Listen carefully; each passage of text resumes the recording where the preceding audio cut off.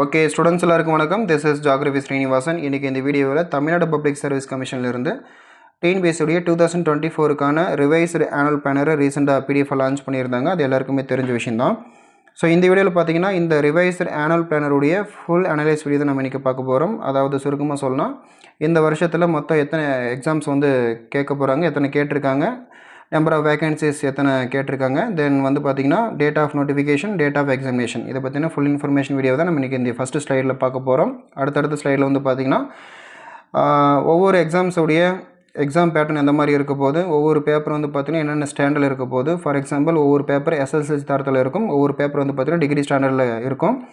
ஒரு சில பேப்பர் பார்த்திங்கன்னா குவாலிஃபைங் நேச்சருக்காக கேட்டிருப்பாங்க. சில பேப்பர்ஸ் பார்த்திங்கன்னா இதுதான் ஸ்கோரிங் செக்ஷனு அப்படின்ற மாதிரி சொல்லியிருப்பாங்க. அது மட்டும் இல்லாமல் ஒவ்வொரு எக்ஸாம்ஸ்க்கும் என்னென்ன டைப்ஸ் ஆஃப் போஸ்ட் உங்களுக்கு கிடைக்க போகுது அப்படின்ற ஃபுல் இன்ஃபர்மேஷனை நம்ம இதில் பார்க்க போகிறோம். ஸோ வீடியோவை ஸ்கிப் பண்ணாமல் கடைசி வரைக்கும் பாருங்கள். உங்களுடைய ஃப்ரெண்ட்ஸ் சர்க்கிள் அண்ட் ஸ்டடி குரூப்புக்கும் முடிஞ்சவருக்கு இதை ஃபார்வர்டு பண்ணுங்கள். ஓகே வீடியோ ஸ்டார்ட் பண்ணிடலாம். ஓகே, இன்றைக்கி பார்த்தீங்கன்னா இந்த வருஷத்தில் 2024 இந்த டிஎன்பி சைட்லேருந்து மொத்தம் எத்தனை எக்ஸாம்ஸ் நோட்டிஃபிகேஷன் விட்டுருக்காங்க அப்படின்னு பார்த்தீங்கன்னா மொத்தம் 8 எக்ஸாம்ஸ்க்கான நோட்டிஃபிகேஷன் விட்டுருக்காங்க. அதில் ஒன் பை ஒன்றா பார்த்துடலாம். அதுக்கு முன்னாடி பார்த்திங்கன்னா இங்கே இந்த 8 வேகன்சிஸை பொறுத்த வரைக்கும் நான் பார்த்தீங்கன்னா ஒரு சில வேகன்சிஸ்க்கு பார்த்திங்கன்னா நான் எல்லோ கலரில் ஹைலைட் பண்ணியிருப்பேன். சில வேகன்சிஸ்க்கு பார்த்திங்கன்னா க்ரீன் கலரில் ஹைலைட் பண்ணியிருப்பேன். ரெண்டுக்குள்ள வித்தியாசம் என்னென்னு பார்த்தீங்கன்னா எல்லோ கலரில் இருக்கக்கூடியது எல்லாமே combined civil service examination and இந்த க்ரீன் கலரில் இருக்கிறது எல்லாமே டெக்னிக்கல் சர்வீஸ் சம்மந்தப்பட்ட நோட்டிஃபிகேஷன். ஓகேங்களா? ஸோ ரெண்டுக்குமே பார்த்துக்கோங்க. ஸோ இந்த 8 வேகன்சிஸில் மொத்தம் 3 க்ரீன் இருக்கு இல்லையா? ஸோ 3. ஸோ மற்றதெல்லாம் பார்த்திங்கன்னா மிச்சம் 5 பார்த்திங்கன்னா ஒரு எல்லோ கலரில் இருக்கக்கூடிய கம்பைன்டு சிவில் சர்வீஸ் எக்ஸாமினேஷன். சரிங்களா? ஓகே, சரி வாங்க ஸ்டார்ட் பண்ணிடலாம். இந்த ஃபஸ்ட்டு பார்த்திங்கன்னா கம்பைன்டு சிவில் சர்வீஸ் எக்ஸாம்லாம் கேட்டிருக்காங்க, குரூப் 4 தான். சரிங்களா? இந்த 2024 ஃபஸ்ட்டு நோட்டிஃபிகேஷன் எதுன்னு பார்த்திங்கன்னா குரூப் 4 தான். ஸோ இந்த ஜனவரியில் கேட்டாங்க இதுக்கான வேகன்சி. சரிங்களா? ஸோ இதுக்கான நம்பர் ஆஃப் வேகன்சிஸ் பொறுத்த வரைக்கும் 6244 வேகன்சிஸ். டேட் ஆஃப் நோட்டிஃபிகேஷன் ஜனவரி 30 அன்றைக்கி கேட்டாங்க. அதுக்கான அப்ளிகேஷன் டேட் ஆல்சோ முடிஞ்சது. இதுக்கான எக்ஸாம் பார்த்திங்கன்னா உங்களுக்கு ஜூன் 9 அன்றைக்கி எக்ஸாம் வைக்க போகிறாங்க. ஸோ நல்லா படிங்க. அடுத்து ரெண்டாவது பார்த்திங்கன்னா உங்களுக்கு குரூப் 1 சர்வீஸ்லேருந்து ப்ரிலிம்ஸ் எக்ஸாமுக்கான வேகன்சிஸ் கேட்டிருந்தாங்க. 90 வேகன்சிஸ். இதுக்கான நோட்டிஃபிகேஷன் டேட் பார்த்திங்கன்னா மார்ச் 28. எக்ஸாம் பார்த்திங்கன்னா உங்களுக்கு ஜூலை 13. அடுத்தது மூணாவது பார்த்திங்கன்னா உங்களுக்கு குரூப் 1 சர்வீஸ்லேருந்து group 1B and group 1C services இருந்து உங்களுக்கு ப்ரிலிம்ஸ் எக்ஸாமுக்கான நோட்டிஃபிகேஷன் விட்டுருந்தாங்க. மொத்தம் 29 வேகன்சிஸ். நோட்டிஃபிகேஷன் டேட் பார்த்திங்கன்னா உங்களுக்கு ஏப்ரல் 23. எக்ஸாம் பார்த்திங்கன்னா உங்களுக்கு ஜூலை 12. அது மட்டும் இல்லாமல் நான் ஏற்கனவே இந்த மூணாவது வரக்கூடிய குரூப் 1B குரூப் 1C சர்வீஸ்க்கான நோட்டிஃபிகேஷன் வீடியோ நான் ப்ரீவியஸ் வீடியோவில் கொடுத்துருப்பேன். பார்க்காதவங்க தயவு செஞ்சு பார்த்துருவாங்க. அது மட்டும் இல்லாமல் இதுக்கான சிலபஸ் வீடியோ ஆல்சோ நான் சேர்த்து இன்னொரு பாட்ட வீடியோ கொடுத்துருப்பேன். சரிங்களா? அடுத்தது நாலாவது பார்த்திங்கன்னா உங்களுக்கு க்ரீன் கலரில் வரக்கூடிய நோட்டிஃபிகேஷன், அதாவது கம்பைன்டு டெக்னிக்கல் சர்வீசஸ் எக்ஸாமினேஷன். இதை பொறுத்த வரைக்கும் பார்த்திங்கன்னா நீங்கள் degree and post graduate degree லெவலில் அட்டன் பண்ண போகிறீங்க. உங்களுக்கு இன்டர்வியூ ஆல்சோ கண்டிப்பாக இருக்க போது. மொத்தமாக 105 வேகன்சிஸ் கேட்டிருக்காங்க. டேட் ஆஃப் நோட்டிஃபிகேஷன் பார்த்திங்கன்னா உங்களுக்கு மே 15 அன்றைக்கி கேட்டிருந்தாங்க. எக்ஸாம் பார்த்திங்கன்னா உங்களுக்கு எப்போது ஆகஸ்ட் 11 அன்றைக்கி உங்களுக்கு வைக்க போகிறாங்க. ஸோ நல்லா படிங்க. ஓகே, அடுத்து பார்த்திங்கன்னா குரூப் 2 குரூப் 2A இதை பற்றின நிறைய சர்ச்சைகள் போயிட்டுருக்கு. ஸோ குரூப் 2 குரூப் 2A பொறுத்த வரைக்கும் உங்களுக்கு ப்ரிலிம்ஸ் எக்ஸாம் எப்போ வைக்க போகிறாங்க பார்த்திங்கன்னா முதல்ல date of vacancy number of vacancy சொல்லிடுறேன். இதில் 2030 வேகன்சிஸ் கேட்டிருக்காங்க. ஸோ குரூப் 4க்கு அடுத்து பார்த்திங்கன்னா அதிகபட்சமான வேகன்சிஸ் எதுலன்னு கேட்டிங்கன்னா இந்த குரூப் 2 குரூப் 2A உடைய வேகன்சிஸில் தான். ஓகேங்களா? ஸோ 2030 வேகன்சிஸ் இருக்குது. ஸோ இதனுடைய டேட் ஆஃப் நோட்டிஃபிகேஷன் பார்த்திங்கன்னா ஜூன் 28. எக்ஸாம் பார்த்திங்கன்னா உங்களுக்கு செப்டம்பர் 28. ஆறாவது பார்த்திங்கன்னா உங்களுக்கு டெக்னிக்கல் சர்வீஸ்லேருந்து உங்களுக்கு degree standard and post graduate ஸ்டாண்டர்டில் உங்களுக்கு கேட்க போகிறாங்க. நான் இன்டர்வியூ போஸ்ட்டு தான் உங்களுக்கு கேட்க போகிறாங்க. மொத்தம் பார்த்திங்கன்னா 605 வேகன்சிஸ் இருக்குது. உங்களுக்கு பார்த்திங்கன்னா டேட் ஆஃப் நோட்டிஃபிகேஷன் எப்போ வரப்போகுதுன்னு பார்த்திங்கன்னா ஜூலை 26. எக்ஸாம் பார்த்திங்கன்னா உங்களுக்கு அக்டோபர் 14 அன்றைக்கி எக்ஸாம் வைக்க போகிறாங்க. ஏழாவது பார்த்திங்கன்னா உங்களுக்கு அதே டெக்னிக்கல் சர்வீஸ் எக்ஸாமினேஷன். பட் உங்களுக்கு டிப்ளமோ அண்ட் ஐடிஐ நீங்கள் படித்து முடிச்சிருந்தீங்க அப்படின்னா உங்களுக்கு நல்ல ஒரு ஆப்பர்ச்சுனிட்டி இருக்குது. ஸோ மொத்தம் பார்த்திங்கன்னா 730 வேகன்சிஸ் இருக்குது. எப்போ நோட்டிஃபிகேஷன் வரப்போகுதுன்னு பார்த்திங்கன்னா ஆகஸ்ட் 13. எக்ஸாம் பார்த்திங்கன்னா நவம்பர் 17. லாஸ்ட் பார்த்திங்கன்னா அசிஸ்டன்ட் பப்ளிக் ப்ராசிக்யூட்டர் கிரேட் 2ல் ப்ராசிக்யூஷன் டிபார்ட்மெண்ட்டில் உங்களுக்கு ப்ரிலிம்ஸ் எக்ஸாம் வைக்க போகிறாங்க. ஸோ அதை பொறுத்த வரைக்கும்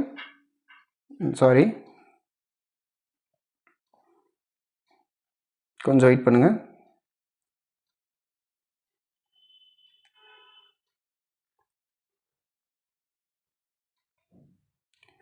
ஸோ அந்த வகையில் பார்க்கும்போது உங்களுக்கு லாஸ்ட் எக்ஸாம் பார்த்திங்கன்னா உங்களுக்கு அசிஸ்டன்ட் பப்ளிக் ப்ராசிக்யூட்டர் கிரேடு 2ல் ப்ராசிக்யூஷன் டிபார்ட்மெண்ட்டில் உங்களுக்கு ப்ரிலிம்ஸ் எக்ஸாம் பார்த்திங்கன்னா கேட்க போகிறாங்க. மொத்தமாக பார்த்திங்கன்னா உங்களுக்கு நம்பர் ஆஃப் வேகன்சிஸ் மொத்தம் 50 கேட்க போகிறாங்க.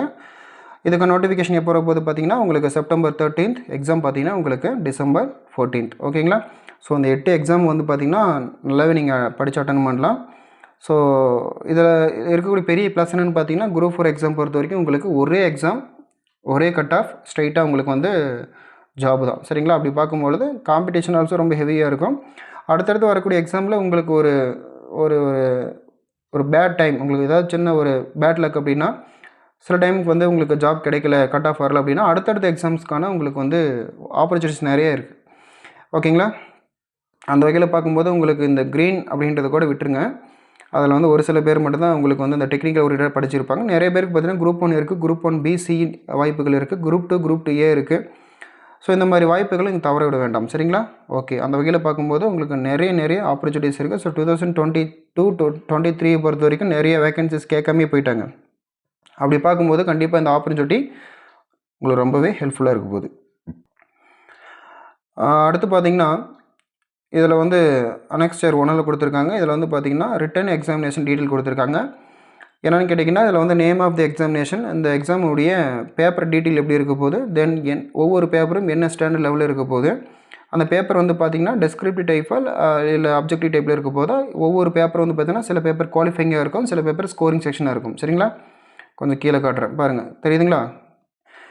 ஓகே, அதை பற்றின டீட்டெயில் பார்த்துடலாம். இப்போது குரூப் 1 சர்வீஸ் பொறுத்த வரைக்கும் உங்களுக்கு ப்ரிலிம்ஸ் எக்ஸாம் எப்படி இருக்க போகுது அதனுடைய பேட்டர்ன் பார்த்துடலாம். உங்களுக்கு ப்ரிலிம்ஸ் எக்ஸாம் பொறுத்த வரைக்கும் குரூப் 1ல் ஒரே ஒரு பேப்பர் தான் இருக்க போகுது. அதில் 2 பார்ட் இருக்க போகுது. அதாவது part A, part B. Part A பொறுத்த வரைக்கும் ஜென்ரல் ஸ்டடீஸ் எழுத போகிறீங்க. பார்ட் B பொறுத்த வரைக்கும் ஆப்டிடியூட் அண்ட் மென்டல் எபிலிட்டி எழுத போகிறீங்க. நான் இப்போ ஆரம்பத்தில் சொல்லிடுறேன். அதாவது ப்ரிலிம்ஸ் எக்ஸாம் பொறுத்த வரைக்கும் நீங்கள் ஜென்ரல் ஸ்டடீஸ் அட்டன் பண்ணிங்க அப்படின்னா உங்களுக்கு டிகிரி ஸ்டாண்டர்டில் கேட்பாங்க. அதுவும் அப்ஜெக்டிவ் டைப்பில். அது உங்களுக்கு ஜஸ்ட் ஃபார் குவாலிஃபைங்காக தான் கேட்பாங்க. அதே மாதிரி குரூப் 1 பொறுத்த வரைக்கும் ப்ரிலிம்ஸ் எக்ஸாம் பொறுத்த வரைக்கும் உங்களுக்கு ஆப்டிடியூட் அண்ட் மென்டல் எபிலிட்டி பொறுத்த வரைக்கும் நீங்கள் SSLC தரத்தில் எழுத போகிறீங்க. அதாவது 10ஆம் வகுப்பு தரத்தில் தான் எழுத போகிறீங்க. அது மொத்தமாகவே உங்களுக்கு அப்ஜெக்டிவ் டைப்பில் தான் இருக்கும். அதாவது உங்களுக்கு இது ஜஸ்ட் ஃபார் குவாலிஃபைங்காக தான். ஓகேங்களா?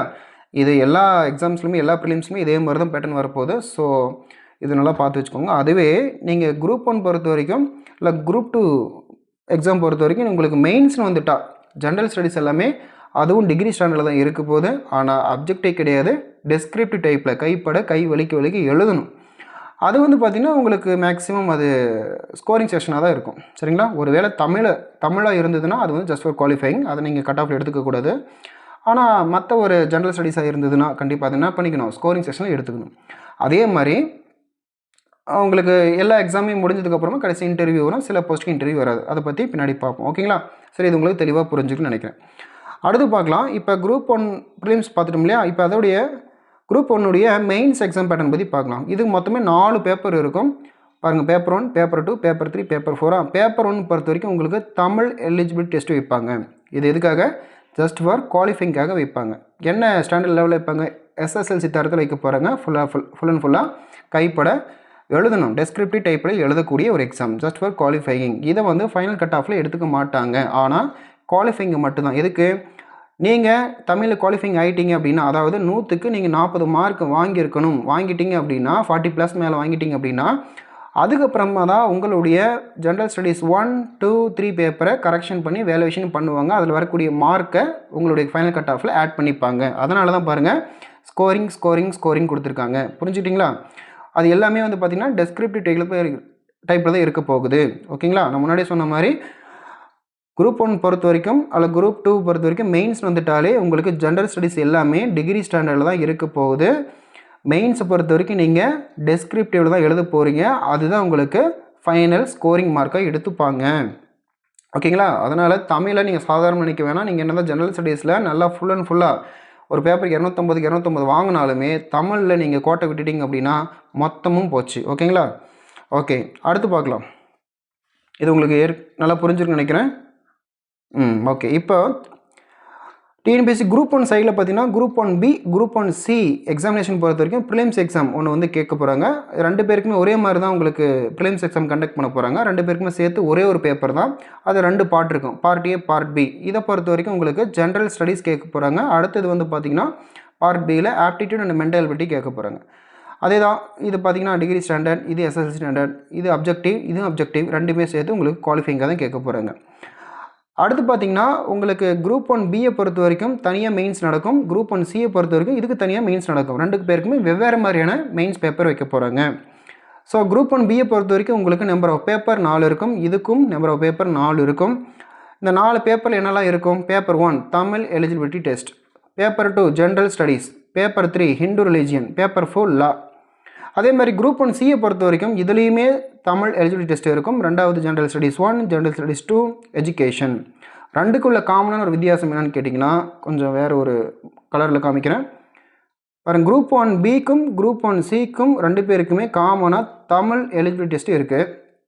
ஓகேங்களா, இருக்குது. அதேமாரி ஜென்ரல் ஸ்டடீஸ் இருக்குது, இவங்களுக்கும் ஜென்ரல் ஸ்டடீஸ் இருக்குது. அதுக்கப்புறமா ஹிந்து ரிலீஜியன் லா படிக்க போகிறீங்க, இங்கே ஜென்ரல் ஸ்டடீஸ் 2 அண்ட் எஜுகேஷன் படிக்க போகிறீங்க. அவ்வளோதான் வித்தியாசம். ஓகேங்களா. அடுத்த கட்டமாக வந்து பார்த்திங்கன்னா தமிழ் எலிஜிபிலிட்டின்னு வந்துட்டாலே உங்களுக்கு SSLC தரத்தில் தான் கேட்க போகிறாங்க. அதே மாதிரி நீங்கள் கைப்பட டெஸ்கிரிப்டிவ் எப்படி எழுத போகிறீங்க, இது ஜஸ்ட் ஃபார் குவாலிஃபையிங். இதை வந்து ஃபைனல் கட் ஆஃபில் எடுத்துக்க மாட்டாங்க. ஓகேங்களா, நம்ம நான் சொன்ன மாதிரி தான். அதுக்கு அடுத்தபடியாக வந்து பார்த்திங்கன்னா 1 செகண்ட். ஜென்ரல் ஸ்டடீஸ் பொறுத்த வரைக்கும் டிகிரி, ஹிந்து ரிலீஜியன்ஸ் அதுவும் டிகிரி லெவலில், லா அதுவும் டிகிரி லெவலில் தான்.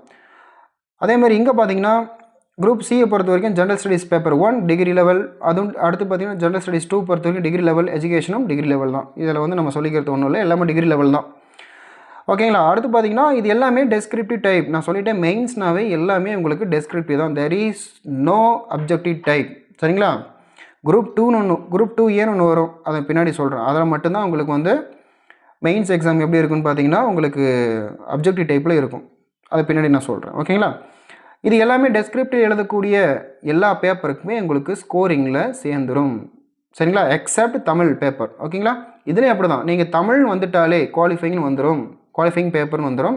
இதில் நீங்கள் குவாலிஃபைங் ஆனிங்கன்னா மட்டும்தான் 100க்கு 40 ப்ளஸ் எடுத்தது மட்டும்தான் அடுத்தடுத்து வரக்கூடிய பேப்பர்ஸை உங்களுக்கு கரெக்ஷன் பண்ணுவாங்க, வேல்யூவேஷன் எடுத்துப்பாங்க. அதனால் தமிழ் தானே அப்புறம் பார்த்துக்கலாம் அப்படின்ற மாதிரி போஸ்ட்போன் பண்ணிடாதீங்க.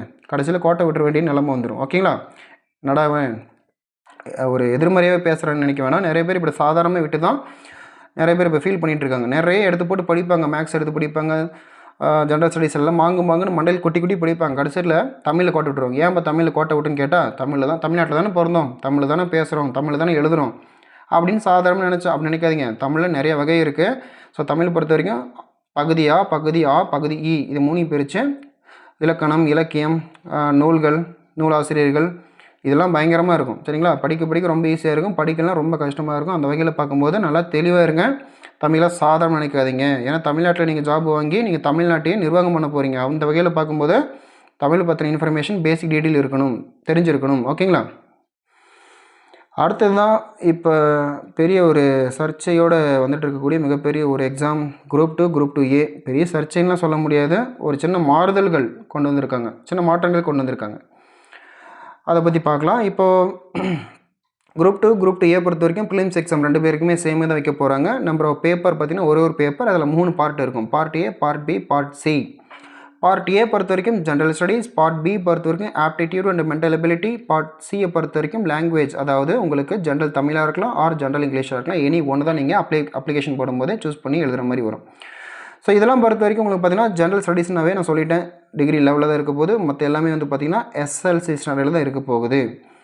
ஸோ இது எல்லாமே வந்து பார்த்திங்கன்னா அப்ஜெக்டிவ் ஜஸ்ட் ஃபார் குவாலிஃபைங். ஓகேங்களா, அவ்வளோதான் விஷயம். அப்போ ஜென்ரல் ஸ்டடீஸ் பொறுத்த வரைக்கும் உங்களுக்கு டிகிரி லெவலில் கேட்பாங்க. இது வந்து ஜஸ்ட் ஃபார் அப்ஜெக்டிவ், குவாலிஃபைங், எல்லாமே குவாலிஃபைங் தான். சரிங்களா. உங்களுக்கு வந்து ப்ரிலிம்ஸ் வந்துட்டாலே எல்லாமே குவாலிஃபைங் தான். ஓகேங்களா.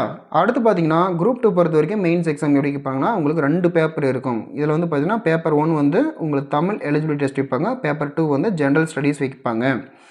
ஸோ தமிழ் எலிஜிபிலிட்டி டெஸ்ட்டை பொறுத்த வரைக்கும் உங்களுக்கு அதே SSLC தரத்தில் தான் கேட்க போகிறாங்க. இது டெஸ்கிரிப்டிவ் டைப், கைப்பட கை வலிக்கு எழுதக்கூடிய டெஸ்கிரிப்டிவ் டைப், ஃபுல்லாக தியரி எழுதி போகிறீங்க. இது ஜஸ்ட் ஃபார் குவாலிஃபைங். ஆனால் ஜென்ரல் ஸ்டடீஸை பொறுத்த வரைக்கும் குரூப் 2 இருக்கு இல்லையா, இதனுடைய மெயின்ஸ் எக்ஸாமில் ஜெனரல் ஸ்டடீஸை பொறுத்த வரைக்கும் நீங்கள் டிகிரி ஸ்டாண்டர்டில் எழுத போகிறீங்க, டெஸ்கிரிப்டிவ் டைப்பில் கைப்பட எழுத போகிறீங்க. தென் இதுதான் ஸ்கோரிங் செஷன், பார்த்துக்கோங்க, ரொம்ப இம்பார்ட்டண்ட். ஓகேங்களா. மொத்தமாக இந்த குரூப் 2 மெயின்ஸை பொறுத்த வரைக்கும் நீங்கள் 300 மார்க்குக்கு எழுத போகிறீங்க. எவ்வளோங்க? 300 மார்க்குக்கு எழுத போகிறீங்க. ப்ளஸ் இன்டர்வியூ ஒன்று இருக்கும். குரூப் 2க்கு இன்டர்வியூ இருக்குது. இதுக்கு ஓரல் டெஸ்ட்னு சொல்லுவாங்க. 40 மார்க் இருக்குது. இன்டர்வியூக்கு எவ்வளோங்க? 40 மார்க். ஆக மொத்தம் 340 மார்க்குக்கு அட்டன் பண்ண போகிறீங்க. எதில்? குரூப் 2 மெயின்ஸ் எக்ஸாமில். அதுவே நீங்கள் குரூப் 2A போயிட்டிங்கன்னா நீங்கள் ப்ரிலிம்ஸ் எழுதுவீங்க, மெயின்ஸ் எழுதுவீங்க, ஆனால் இன்டர்வியூ கிடையாது. ஸ்ட்ரைட்டாக உங்களுக்கு கட் ஆஃபின் அடிப்படையில் ஸ்ட்ரைட் ஃபார்வர்டாக ஜாப் தான். சரிங்களா? ஸோ அது மட்டும் இல்லாமல் மாநகராட்சி ஆணையர் அப்படின்ற போஸ்ட் வந்து பார்த்திங்கன்னா குரூப் 2A தான் இருந்தது. இதுக்கு நிறைய காம்படிஷன் அதிகமாக இருந்தது. ஏன்னா குரூப் 2 எழுதுவங்க எல்லாமே குரூப் 2 இன்டர்வியூ இல்லாமே நம்ம என்ன பண்ணலாம், மாநகர ஆட்சி ஆணையர் அந்த பதவி நம்ம வாங்கிடலாம் அப்படின்னு ஹெவி காம்படிஷன் பண்ணிவிட்டு நிறைய பேர் இன்டர்வியூலே அட்டன் பண்ணாமல் என்ன பண்ணுறாங்க, அந்த போஸ்ட் வாங்குறதுக்கு முற்பட்டதுனால அந்த போஸ்ட் கொண்டு வந்து எங்கே போட்டாங்க, இன்டர்வியூ லெவலில் இருக்கக்கூடிய குரூப் 2வில் போட்டாங்க. அது மிகப்பெரிய ஒரு சேஞ்சிங். சரிங்களா? சேஞ்சஸ். ஸோ அந்த வகையில் பார்க்கும்போது அது மிகப்பெரிய ஒரு சேஞ்ச் கொண்டு வந்தாங்க. இன்னொரு சேஞ்ச் பார்த்தீங்கன்னா குரூப் 2A பொறுத்த வரைக்கும் என்ன மிகப்பெரிய ஒரு சேஞ்சுன்னு பார்த்தீங்கன்னா, குரூப் 2வில் இருக்கக்கூடிய மெயின்ஸ் எக்ஸாமும் குரூப் 2Aவில் இருக்கக்கூடிய மெயின்ஸ் எக்ஸாமும் வந்து பார்த்தீங்கன்னா வெவ்வேறு மாதிரி மாற்றிட்டாங்க. எக்ஸாம் பேட்டர்னை வெவ்வேறு மாதிரி மாற்றிட்டாங்க. ஃபார் எக்ஸாம்பிள், குரூப் 2 பொறுத்த வரைக்கும் மெயின்ஸ் எக்ஸாமில் பேப்பர் 1 பேப்பர் 2 வருதா, இந்த ரெண்டுமே வந்து பார்த்திங்கன்னா எப்படி இருக்கும், டெஸ்கிரிப்டிவ் டைப்பில் இருக்கும். நல்லா பார்த்துக்கோங்க. அதே மாதிரி குரூப் 2Aவில் இருக்கக்கூடிய மெயின்ஸ் எக்ஸாம் பொறுத்த வரைக்கும் எப்படி இருக்குன்னு பார்த்தீங்கன்னா அப்ஜெக்டிவில் இருக்கும். இதுதாங்க வித்தியாசம். பாருங்கள் எப்படி இருக்குது பாருங்கள். அப்ஜெக்டிவ் இருக்குதா, அப்ஜெக்டிவ் மீன்ஸ் ஷேட் பண்ணக்கூடிய விதம் தான். ஒரு பென் எடுத்துக்க போகிறீங்க, ஓஎம்ஆரில் ஷேட் பண்ண போகிறீங்க. அப்படியே ஆஸ் வெல் ஆஸ் எப்படி இருக்க போகுது, குரூப் 2 உடைய ப்ரிலிம்ஸ் எக்ஸாம் எப்படி நீங்கள் அட்டன் பண்ணீங்களோ ஷேட் பண்ணுற மெத்தடில் அதே மாதிரி தான் என்ன பண்ண போகிறீங்க, குரூப் 2Aவில் அதே மாதிரி அப்ஜெக்டிவ் டைப்பில் ஷேட் பண்ணி எழுத போகிறீங்க வித்தவுட் இன்டர்வியூ. ஆனால் இந்த 3க்குமே என்ன பண்ணுறாங்க, ஸ்கோரிங்காக எடுத்துப்பாங்க.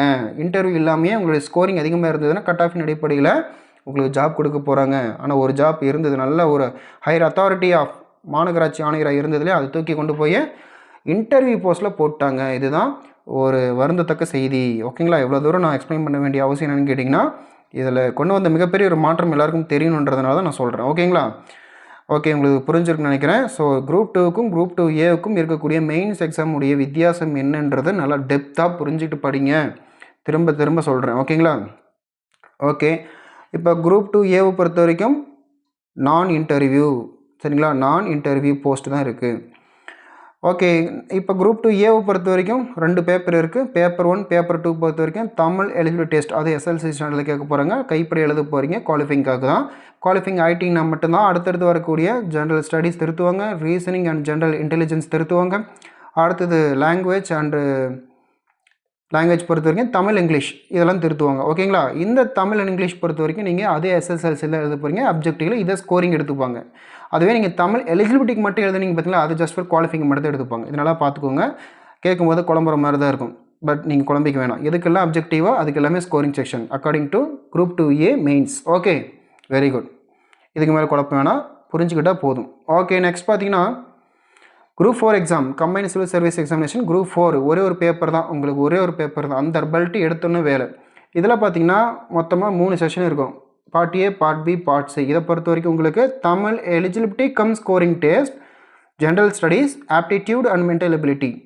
ஸோ எல்லாமே உங்களுக்கு SSLC தரத்தில் தான் இருக்க போகுது. எதுவுமே டிகிரி ஸ்டாண்டர்டில் இருக்க போகிறதில்ல. ஏன்னு கேட்டிங்கன்னா குரூப் 4 பொறுத்த வரைக்கும் நீங்கள் 10th தான் உங்களுக்கு வந்து அடிப்படையான ஒரு குவாலிஃபிகேஷன். ஓகேங்களா? அப்படி பார்க்கும்போது உங்களுக்கு எல்லா சப்ஜெக்ட்டுமே உங்களுக்கு SSLC தரத்தில் தான் கேட்க போகிறாங்க.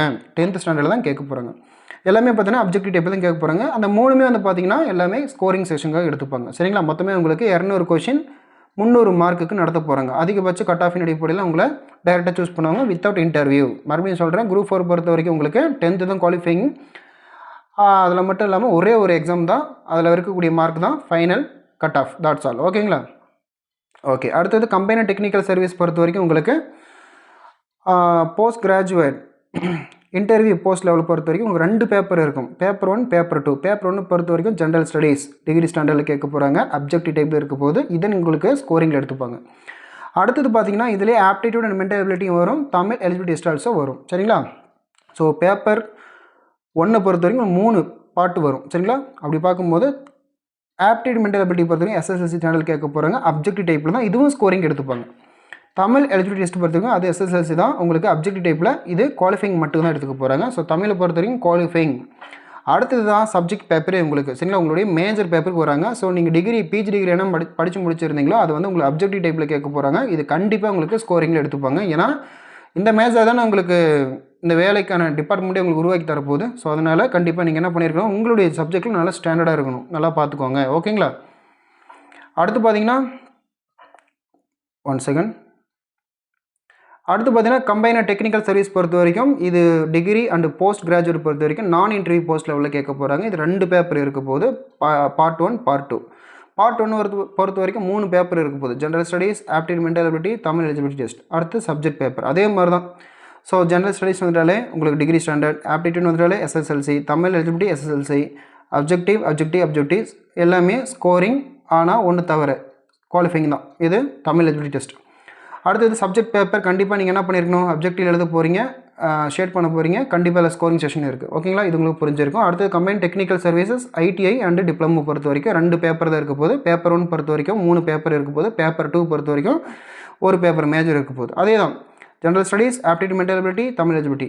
ஓகேங்களா. அடுத்தது சப்ஜெக்ட் பேப்பர். ஸோ அதுக்கான ஸ்டாண்டர்ட் லெவல் என்னென்னு பார்த்துக்கோங்க. டெஸ்கிரிப்டிவாக அப்ஜெக்டிவ்ன்றதை பார்த்துக்கோங்க. எல்லாமே அப்ஜெக்டிவ் தான் சரிங்களா, எல்லாமே அப்ஜெக்டிவ் தான். இதனுடைய ப்ளஸ் பாயிண்ட்டை பார்த்தீங்கன்னா டிகிரி முடிச்சுட்டு 10th முடிச்சுட்டு நீங்கள் என்ன பண்ணியிருப்பீங்க, டிப்ளமோ ஆர் ஐடி படித்து முடிச்சிருப்பீங்க. அப்படி எல்லாமே பொறுத்த வரைக்கும் உங்களுக்கு பார்த்தீங்கன்னா எஸ்எஸ்எல்சி தான் இதை பேஸ் பண்ணி தான் கேட்க போகிறாங்க. சப்ஜெக்ட் பேப்பர் நீங்கள் ஐடி டிப்ளமோவில் என்ன படிச்சிங்களோ அதை தான் எழுத போகிறீங்க. ஸோ உங்களுடைய லெவலுக்கு எல்லாமே அப்ஜெக்டிவ் தான் கேட்க போகிறாங்க. நீங்கள் கைப்படி எதுவுமே எழுத வேண்டிய அவசியம் இல்லை. So scoring just for qualifying and scoring. ஓகேங்களா. ஸோ இதை பார்த்துக்கோங்க. அதே மாதிரி தான் இந்த டிகிரி லெவலில் இருக்கக்கூடிய ஸ்டூடெண்ட்ஸுக்கும் வந்து பார்த்திங்கன்னா உங்களுக்கு எல்லாமே அப்ஜெக்டிவ் வைக்க போகிறாங்க வித்தவுட் தமிழ் எலிஜிபிலிட்டி டெஸ்ட். ஓகேங்களா, ஜஸ்ட் ஃபார் இது குவாலிஃபைங் நேச்சர். ஓகே, நெக்ஸ்ட் ஒன்று பார்த்தீங்கன்னா அசிஸ்டன்ட் பப்ளிக் ப்ராசிக்யூட்டர் கிரேட் 2 இன் ப்ராசிக்யூஷன் டிபார்ட்மெண்ட். இதில் ப்ரிலிமினரிஸ் எக்ஸாம் பொறுத்த வரைக்கும் உங்களுக்கு 1 பேப்பர் இருக்கும் போது, பார்ட் ஏ பார்ட் பி. இதில் லா பற்றி படிக்க போகிறீங்க. அடுத்தது ஆப்டிடியூட் அண்ட் மென்டல் எபிலிட்டி பற்றி படிக்க போகிறீங்க. ஸோ லா வந்து உங்களுக்கு டிகிரி ஸ்டாண்டர்டில் கேட்க போகிறாங்க அப்ஜெக்டிவில். இது just for qualifying nature. Aptitude and mental ability பொறுத்த வரைக்கும் நீங்கள் எஸ்எஸ்எல்சி, இது அப்ஜெக்டிவ், இது குவாலிஃபைங்காக எடுத்துப்பாங்க. அடுத்து தான் மேட்ரே சரிங்களா. பாருங்கள், இந்த அசிஸ்டன்ட் பப்ளிக் ப்ராசிக்யூட்டர் கிரேட் 2 இன் ப்ராசிக்யூஷன் டிபார்ட்மெண்ட் பொறுத்த வரைக்கும் மெயின்ஸ் பார்த்தீங்கன்னா உங்களுக்கு 5 பேப்பர் இருக்கும். இது தமிழ் பேப்பர் வரும், லா 1, லா 2, லா 3, லா 4. இது எல்லாமே ரொம்ப ரொம்ப ரொம்ப முக்கியம். இது நீங்கள் வந்து பார்த்தீங்கன்னா என்ன தான் நீங்கள் லா சூப்பராக 100% நல்லா படிச்சிருந்தாலும் நீங்கள் தமிழ்னு ஒன்று இருக்குது பார்த்தீங்களா, இந்த கண்டத்தை நீங்கள் தாண்டலை அப்படின்னா நீங்கள் எதுவுமே ஆக முடியாது சரிங்களா. அப்படி பார்க்கும்போது லா 1, லா 2, லா 3, லா 4 இதெல்லாம் வந்து பார்த்தீங்கன்னா டிகிரி ஸ்டாண்டர்டில் கேட்க போகிறாங்க. எல்லாமே டெஸ்கிரிப்டிவ் டைப்பில் தான், எல்லாமே கைப்பட பயங்கரமாக எழுத போகிறீங்க. எல்லாத்துக்குமே ஸ்கோரிங் செக்ஷன் இருக்குது without Tamil eligibility, expect Tamil eligibility சரிங்களா. இதை மட்டும் பார்த்தீங்கன்னா எஸ்எஸ்எல் சேனலில் கேட்க போகிறாங்க. டெஸ்கிரிப்டிவ் டைப்பில் நீங்கள் எழுத போகிறீங்க ஜஸ்ட் ஃபார் குவாலிஃபையிங். ஸோ இவ்வளோ விஷயங்கள் வந்து பார்த்தீங்கன்னா நீங்கள் லா படித்து முடித்த உடனே நீங்கள் தமிழில் நீங்கள் மறந்துருப்பீங்க. பேசும்போது கணம் ஆய்வாளர் அவர்களே அப்படின்ற மாதிரி பேசியிருப்பீங்க, கணம் கோர்ட் ஆணையர்கள் அவர்களே அப்படின்ற மாதிரி பேசியிருப்பீங்க. அதோட சரி அந்த தமிழ் வார்த்தைகள்லாம். அதுக்கப்புறம் நீங்கள் தமிழ் எழுதும்போது தான் உங்களுடைய தமிழ் புலமை தெரியும். ஓகேங்களா. அப்படி பார்க்கும்போது நான் தவறாக சொல்லலை, பட் இருந்தாலும் கேர்ஃபுல்லாக இருங்க. ஓகேங்களா.